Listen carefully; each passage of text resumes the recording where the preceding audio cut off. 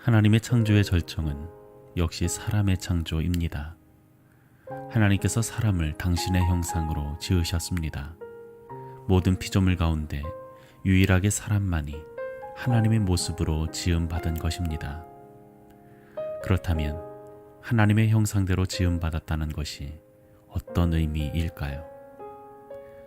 무엇보다도 이 세상을 다스리고 살라는 것입니다. 그렇게 사람은 놀라운 하나님의 대리자로 창조되었습니다.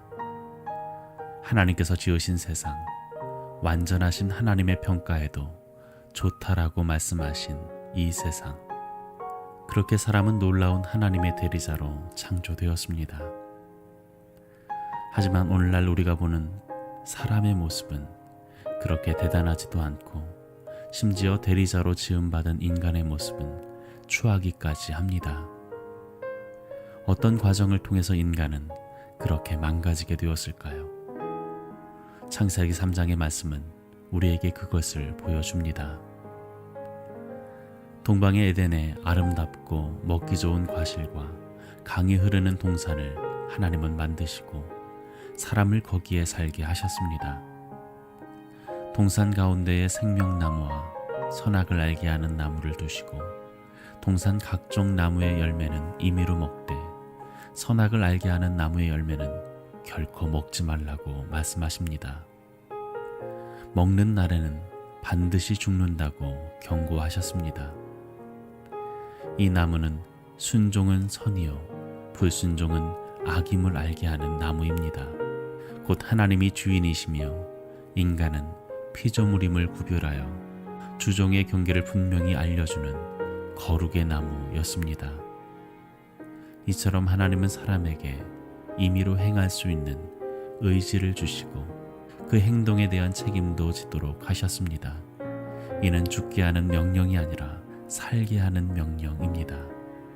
인간이 인간다울 수 있는 것, 진정으로 자유로울 수 있는 것은 그 경계 안에 거할 때입니다. 하지만 불행하게도 3장에서 대반전이 일어납니다. 그 반전은 뱀의 이야기로 시작합니다. 그 뱀에 대해 소개하기를 하나님이 지으신 들짐승 중에 가장 간교하다고 말씀합니다. 여기서 간교하다는 말은 자신의 목적을 위해서 수단과 방법을 가리지 않는 존재라는 뜻입니다. 뱀은 참과 거짓, 위협과 유혹을 섞어 사람을 넘어뜨리는 간교한 존재입니다. 사탄이 뱀의 몸을 입고 온 것입니다. 이제 뱀이 다가와 묻습니다. 하나님이 참으로 너희에게 동산 모든 나무의 열매를 먹지 말라 하시더냐? 동산 모든 나무의 열매라는 왜곡된 질문을 통해서 하와의 믿음과 말씀의 태도를 시험합니다.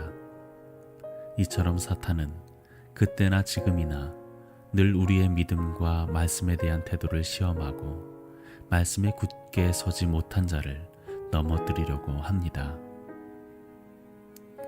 결국 뱀의 전법을 모르는 하와는 말씀을 정확하게 알지 못했고 편의적으로 가감합니다. 하나님의 말씀이 생사를 결정하는 중요한 법이라고 믿는다면 정확하게 배우고 확실히 알고 있어야 합니다. 그런데 말씀을 가감하는 것을 보면 말씀의 중요성을 생명처럼 여기지 않았던 것이 분명합니다. 오늘날도 마찬가지입니다. 사탄은 말씀의 중요성과 능력을 의심하게 합니다. 하나님의 말씀이 아니라 내 말에 의해 세상이 움직이는 것을 더 좋아하게 만듭니다. 그래서 하나님의 나라가 아니라 나의 나라를 만들게 합니다.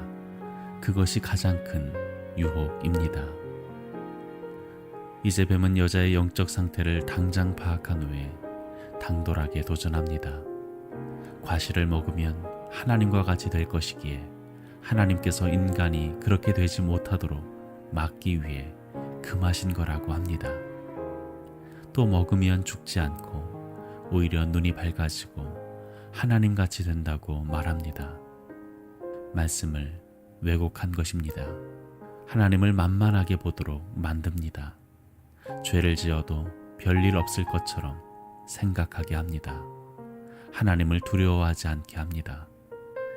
이처럼 죄는 달콤하고 그 결과는 무탈할 것으로 보이게 하는 것, 그것이 바로 사탄의 전략입니다. 하와가 뱀에게 유혹을 받은 후에 선악과를 보니 전과는 전혀 달라 보였습니다. 같은 나무지만 하나님의 말씀의 빛으로 볼 때와 사탄의 말을 믿고 볼 때는 전혀 달랐습니다.